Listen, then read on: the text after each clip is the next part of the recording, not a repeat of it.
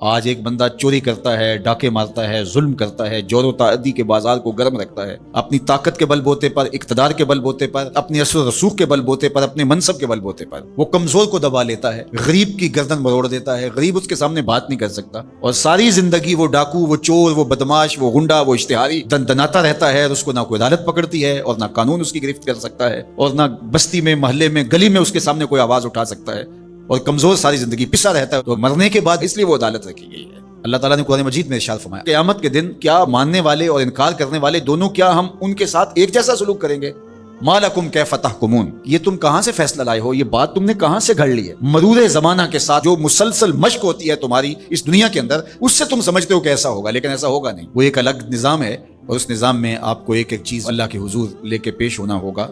تو کہا واتقوا یوما، اس دن سے ڈرو، لا تجزی نفس عن نفس شیئا، کوئی جان کسی جان کی جزا نہیں بنے گی، کوئی جان کسی جان کا بدلہ نہیں بنے گی کہ اس جگہ مجھے رکھ لو۔ کوئی بننا بھی نہیں چاہے گا، اگر کوئی بنانا بھی چاہے تو کوئی بننا ہی نہیں چاہے گا۔ یوم یفر المرء من اخیہ وامہ وابیہ، اس دن باپ بھی کہے گا کہ میں اس کا ذمہ دار نہیں ہوں، بیوی کہے گی میں اپنے شوہر کی ذمہ دار نہیں ہوں، بیٹا کہے گا میں اپنی ماں کا ذمہ دار نہیں ہوں، ماں کہے گی میں اپنی بیٹی کی ذمہ دار نہیں ہوں، اور وہ ایک دوسرے سے جان چھڑا رہے ہوں گے۔ جب ماں بھی جان چھڑا رہی ہوگی، بتائیے وہ دن پھر کس طرح نفسی نفسی کا ہوگا۔ آج کی تاریخ میں سارے لوگ میدان چھوڑ کے بھاگ جائیں، لیکن ماں جو ہے وہ جلتی ہوئی آگ میں بھی کود جاتی ہے اپنی اولاد کے لیے، لیکن وہ دن اتنا سخت ہوگا کہ ماں بھی چھوڑ دے گی، ماں بھی کہے گی یہ اس سے پوچھو، میں اس کی ذمہ دار نہیں ہوں۔ اللہ اکبر۔ تو کہا وہ دن آنے والا ہے، آج تم نے دنیا کے اس رویے سے اور اس طرز زندگی سے اور جو تم زندگی گزارتے ہو اس سے تم نے یہ نتیجہ نکال لیا ہے کہ آخرت میں بھی ایسے ہی چلے گا، تو ایسے نہیں ہے۔ اور اگر آپ ناراض نہ ہوں، بعض اوقات خوش آمدی مریدین پیروں کو اس قدر کہتے ہیں کہ آپ تو بخشے ہوئے ہیں، آپ تو کامل ہیں، اور آپ تو پہنچے ہوئے ہیں، اور وہ سن سن کے بچپن سے جب آنکھ کھولتا ہے وہ شہزادہ آغوش مادر سے، جب نکل کے وہ خانقاہ کے ماحول میں آتا ہے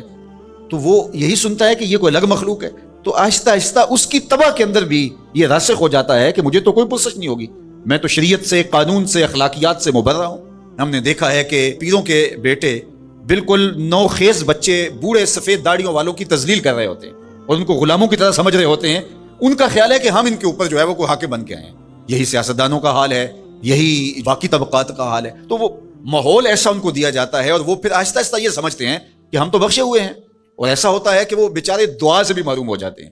میں نے دیکھا ہے کہ جب لوگ فوت ہوتے ہیں تو بالخصوص جو اس طرح کا ماحول ہوتا ہے وہاں پیر صاحب کے لیے مغفرت کی دعا نہیں کی جاتی، ان کے وسیلے سے اپنے لیے دعا کی جاتی ہے۔ تو یار کیسی محرومی ہے کہ جو دعائیں مغفرت کی، غفران کی، باوجود کے پیغمبروں کے دامن پہ کوئی گناہ کا دبا اور داغ نہیں تھا، لیکن اللہ سے وہ استغفار بھی طلب کرتے رہے اور اپنے لیے غفران اور رحمت کی دعائیں بھی مانگتے رہے۔ اصحاب پیغمبر، اولاد رسول سب یہ کچھ کرتے رہے، لیکن آج جو ہے وہ مجھے اچھی طرح یاد ہے کہ ایک دفعہ ہم کہیں فاتحہ پڑھنے گئے، بہت پرانی بات بھی نہیں ہے، کوئی 10 سال پرانی بات ہوگی، تو وہ جو صاحب فوت ہوئے تھے تو میں نے غفران و مغفرت کا کوئی لفظ کیا تو میری طرف بڑی تیکھی نظروں سے لوگ لکھنے لگے، یعنی کیا آپ ان کے لیے مغفرت کی دعا کریں گے؟ یعنی یہ تو بخشے ہوئے ہیں۔ میں اور آپ کسی کے لیے گمان کر سکتے ہیں، دعا دے سکتے ہیں، لیکن قطعاً کہنا ہمارے لیے مشکل ہے۔ تو پھر کیا کریں گے؟ ہم دعا مانگیں گے۔ نیک سے نیک پارسا شخص بھی ہو، ہمیں یہ بتایا گیا کہ اس کی خوبیوں کو بیان کرو، اس کی اچھائیوں کو بیان کرو، اس کے اچھے اعمال کا ذکر کرو، اور اس کے بارے حسن ظن رکھو، لیکن اس کی مغفرت کے لیے دعا کرو۔